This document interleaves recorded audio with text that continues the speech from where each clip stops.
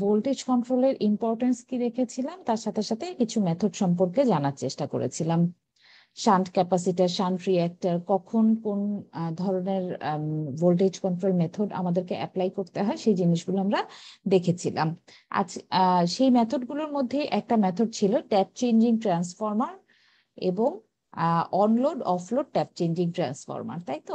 So আজকে আমরা শুরু করব ট্যাপ চেঞ্জিং ট্রান্সফরমার কি জিনিস সেটা থেকে।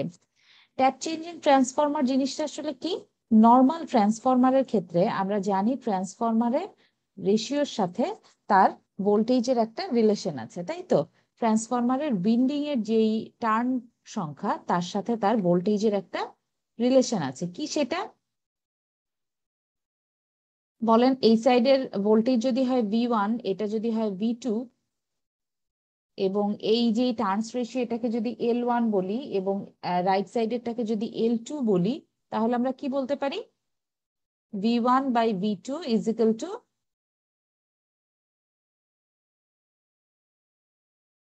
বলেন কি আসে?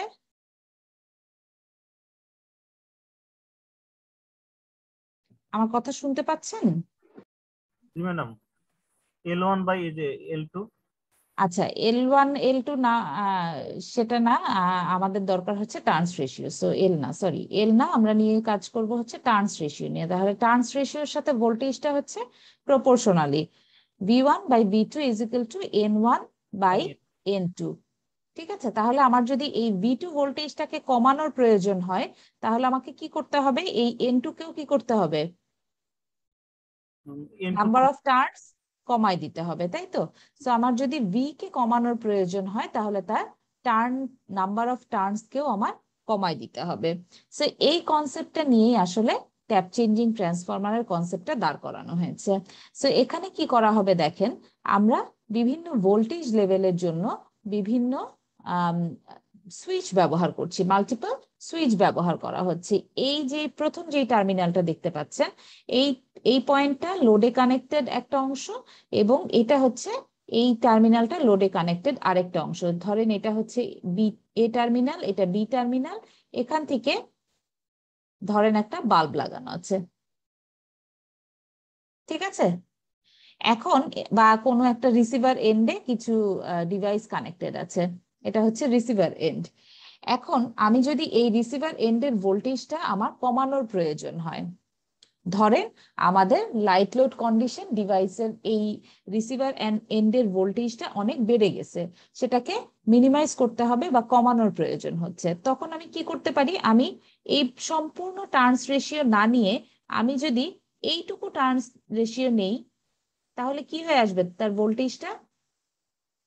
এই পুরোটুকুর ক্ষেত্রে ভোল্টেজ যা ছিল, এখানে ভোল্টেজটা কি হয়ে আসবে? যদি আমি নাম্বার 4 থেকে এই যে বি টার্মিনাল পর্যন্ত ভোল্টেজটা নেই, কি হয়ে আসবে? ভোল্টেজটা কমে যাবে।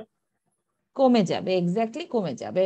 সো আমার রিসিভার এন্ডের ভোল্টেজটা আমি কম প্রয়োজন হলে আমি কম সংখ্যক টার্নস নিয়ে আমার ট্রান্সফরমারটাকে অপারেট করব, তাই তো?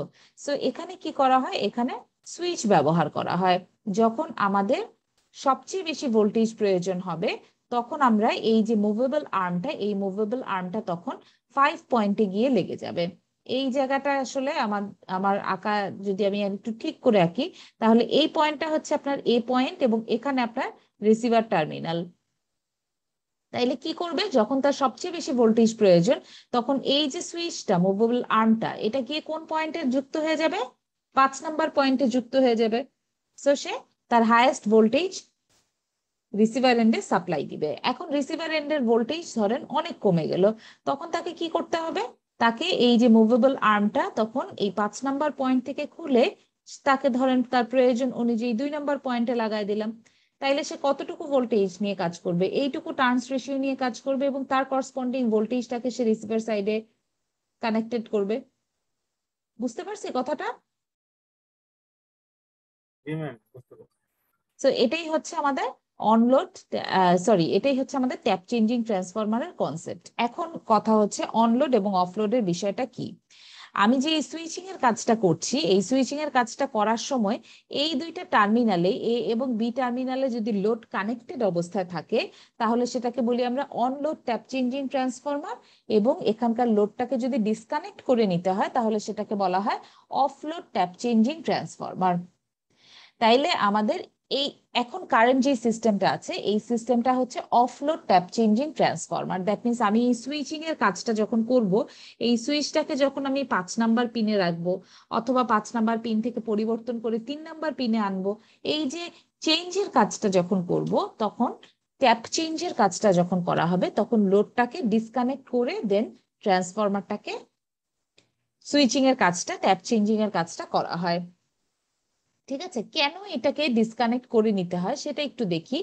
যদি এমন হয় যে আমাদের এই যে কানেকশন যেটা আছে সেটা 1 নাম্বার কানেকশনে কানেক্টেড, ঠিক আছে, একটা এক্সাম্পল দেখি আমরা। এই যে সুইচটা আছে এটা 1 নাম্বার পিনে কানেক্টেড ছিল, এই 1 নাম্বার পিনে কানেক্টেড আছে। এখন আমি দেখলাম যে আমার রিসিভার সাইডের ভোল্টেজটা বাড়ানো দরকার, লোডের অ্যাক্রসের যে ভোল্টেজটা আছে সেটা অনেক কমে গিয়েছে, সেটাকে বাড়ানোর প্রয়োজন। এখন যদি আমি এই কানেকশনে থাকা অবস্থায় আমি আরেকটা সুইচ, মাল্টিপল সুইচ ব্যবহার করা হয় যদি, এবং এই আরেকটা সুইচ যদি আমি এই বি টার্মিনালে কানেক্ট করে দিই এট এ টাইম, তাহলে কি হয়ে যাবে বলেন তো? ম্যাম তো দুই লাইন দিয়ে ম্যাম আসবে মানে কারেন্ট দুইটা আসবে। শর্ট সার্কিট হয়ে যাবে না এই জায়গাটা? হুম, জি ম্যাম হবে। বুঝতেছেন কথা? এই জি সুইচটা, একটা সুইচ দিয়ে এই এ টার্মিনালে কানেক্টেড করেছি আমি .1 কে, আবার এ টার্মিনালে কানেক্টেড করে দিয়েছি .3 কে জি বা ম্যাম। .2 কে, তাহলে এই 1 আর 2 এই দুটো পয়েন্ট কি হয়ে যাবে? শর্ট সার্কিট হয়ে যাবে না? জি ম্যাম। আচ্ছা, তাইলে এরা যদি শর্ট সার্কিট হয়ে যায় তাহলে শর্ট সার্কিট হয়ে গেলে সেখানে কি হবে? হেভি কারেন্ট ফ্লো হবে, ড্যামেজিং কারেন্ট ফ্লো করবে, এবং কারেন্টটা ড্যামেজ যদি করে ফেলে আমার উইন্ডিং এর, ট্রান্সফরমারের সেকেন্ডারি উইন্ডিং এর এই পোর্শনটাকে যদি সে ড্যামেজ করে ফেলে তাহলে কি আমার উইন্ডিংটা আর ফুল উইন্ডিংটা আর কাজ করবে? না, এটা তো কাজ করবে না। মাঝখান দিয়ে একটা পোর্শন ড্যামেজ হলে গেল, সো ফুল উইন্ডিংটাই আসলে ড্যামেজ হয়ে যাচ্ছে। বুঝতে পারছি কথা? ম্যাম। যদি আমি লোডটাকে অন লোড রাখি, দ্যাট মিনস লোডটা অন অবস্থায় আছে, সেক্ষেত্রে আমার সুইচ কি হলো, একসাথে দুইটা পয়েন্টে সুইচ কানেক্ট হচ্ছে, সো আমার লোডের সাথে এই দুইটা পয়েন্টের কি হয়ে যাচ্ছে, শর্ট সার্কিট হয়ে যাচ্ছে, এবং উইন্ডিংটা শর্ট সার্কিট হয়ে গেলে সেখানে হেভি কারেন্ট ফ্লো হবে এবং উইন্ডিংটা ড্যামেজ হয়ে যাবে। এটা হচ্ছে যদি আমার দুইটা সুইচ একসাথে বসে যায়। আবার এমন যদি হয় যে আমার দুইটা সুইচের একটা সুইচ আমি এখানে বসাচ্ছি, আরেকটা সুইচ আমি এই জায়গায় ছিল, ধরেন 5 নাম্বার পয়েন্টেই ছিল, সেখান থেকে খুলছি, তাহলে এমন একটা ইন্টারভাল তৈরি হবে যখন এই সুইচটা মাঝখানে ঝুলানো অবস্থায় আছে, 5 নাম্বার পয়েন্টেও কানেক্টেড না, 1 নাম্বার পয়েন্টেও কানেক্টেড না, তখন কি অবস্থা থাকবে? এই জায়গাটায় কি তৈরি হবে? একটা ওপেন সার্কিট ক্রিয়েট হবে না? জি ম্যাডাম। সো সেখানে ওপেন সার্কিট ক্রিয়েট হবে, এবং এই ওপেন সার্কিটের মধ্যে সে দেখবে হাই ভোল্টেজ, এই যে ওপেন সার্কিটটা ক্রিয়েট হচ্ছে ভিওসি তে সে একটা হাই ভোল্টেজ দেখতে পাবে। এই হাই ভোল্টেজটা কি করবে, যে বাতাসটাকে সে তার কাছে পাবে সেই বাতাসটাকে আয়োনাইজড করবে এবং সেখানে আমরা আর্কিং দেখতে পারবো। ঠিক আছে, সো যদি ডিভাইসটাতে আমি ট্যাপ চেঞ্জিং এর সময় আমার লোডটাকে অন অবস্থায় রেখে দিই, দ্যাট মিনস লোডটাকে অ্যাক্টিভেট অবস্থায় রেখে দিচ্ছি, সেক্ষেত্রে কি হচ্ছে, এমন যদি হয় যে দুইটা পয়েন্টে একসাথে সুইচ কানেক্ট হচ্ছে তাহলে সেই উইন্ডিংটুকু শর্ট সার্কিট হয়ে ডিস্ট্রয় হয়ে যাবে। অথবা এমন যদি হয় যে দুইটা সুইচই এট এ টাইম ওই নির্দিষ্ট পয়েন্ট থেকে পয়েন্টে নাই, দ্যাট মিনস কোনো সুইচ মানে কোনো সুইচই রেসপেক্টিভ পয়েন্টে কানেক্টেড না, তখন কি হয়ে যাবে, ওপেন সার্কিট হয়ে যাবে, এবং ওপেন সার্কিট হয়ে যাওয়া মানে সেখানে হাই ভোল্টেজ হওয়া মানে সেখানে আয়োনাইজেশন হয়ে আর্কের সম্ভাবনা তৈরি হওয়া। বুঝতে পারছি? সো এই ধরনের কনফিগারেশনে, এই ধরনের ট্যাপ চেঞ্জিং ট্রান্সফরমারের কনফিগারেশনে আমরা অবশ্যই আমাদের লোডটাকে অন রাখতে পারবো না। যখন ট্যাপটা চেঞ্জ করব তখন লোডটাকে অফ করে নিব, তাহলে যে সুবিধা হচ্ছে সেটা হচ্ছে এখানে শর্ট সার্কিট হচ্ছে না। শর্ট সার্কিট হলেও তো সেখানে শর্ট সার্কিট হচ্ছে, কিন্তু জিনিসটাকে আসলে শর্ট সার্কিট বলতে পারছি না, কারণ এ সাইডটা তো আমার ডিসকানেক্টেড, এখানে লোড টোড কিছু কানেক্ট নাই, তো এটার মধ্যে দিয়ে কি কোনো কারেন্ট ফ্লো হবে? না ম্যাম, হবে না, ডিভাইসটা নষ্ট হবে না। জি বলেন। না ম্যাম, এটাই বলতেছিলাম। আর যদি এখানে ওপেন সার্কিটও হয়, যদি এটা ওপেন অবস্থায় থাকে, এখানে কোনো ডিভাইস কানেক্টেড নাই, সেই অবস্থায় কি হবে? হাই ভোল্টেজ পাবো না, তাই তো? এই অংশটা তো খোলা, সো এখানে হাই ভোল্টেজ পাবো না, আর্কিং হওয়ার প্রবাবিলিটিও থাকবে না। সো এই ধরনের কনফিগারেশনে অবশ্যই আমাদেরকে ট্যাপ চেঞ্জের সময় লোডটাকে অফ করে দিতে হবে। ঠিক আছে, এবার আসি হচ্ছে on load tap changing transformer.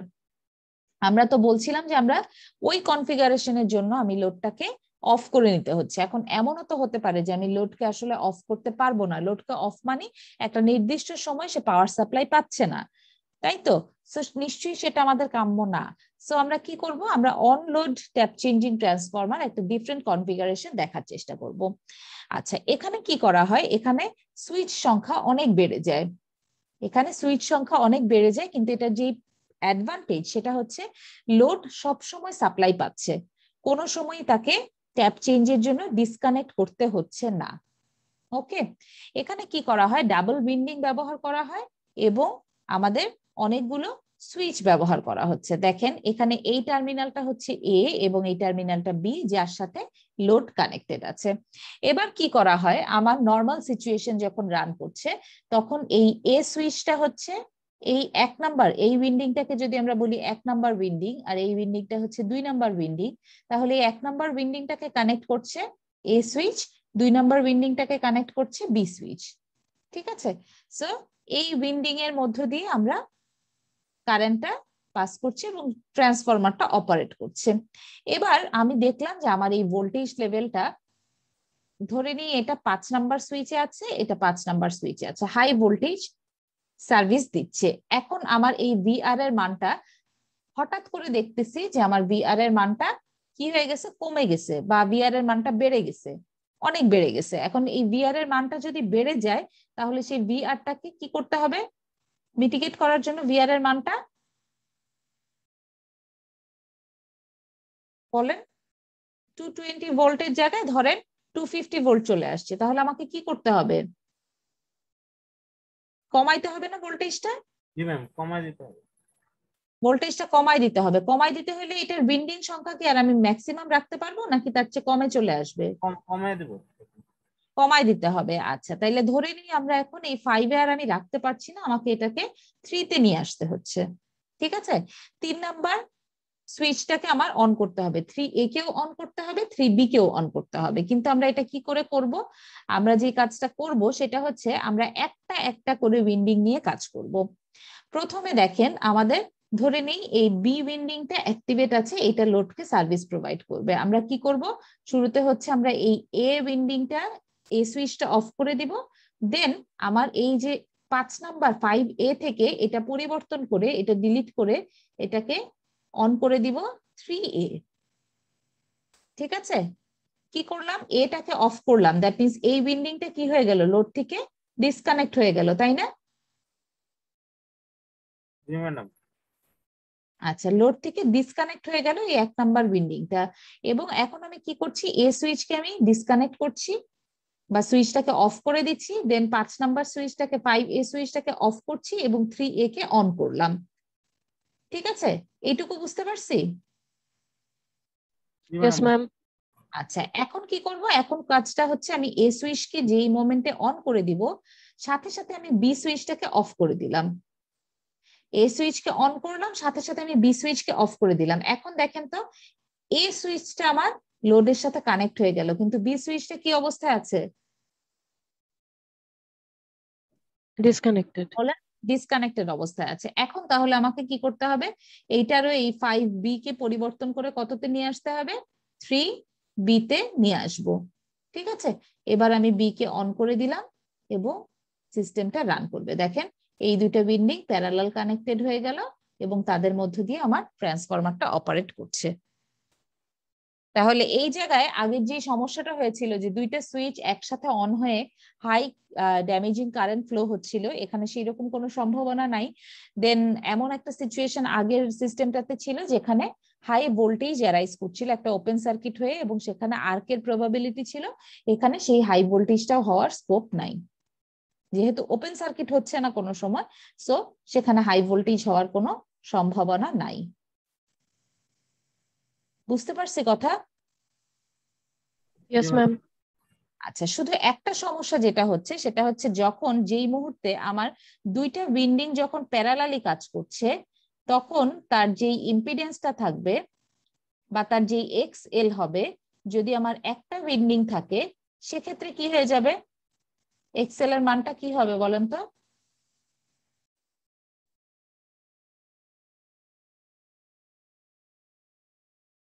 বলেন, শুনতে পাচ্ছেন? একটু রেসপন্স করেন।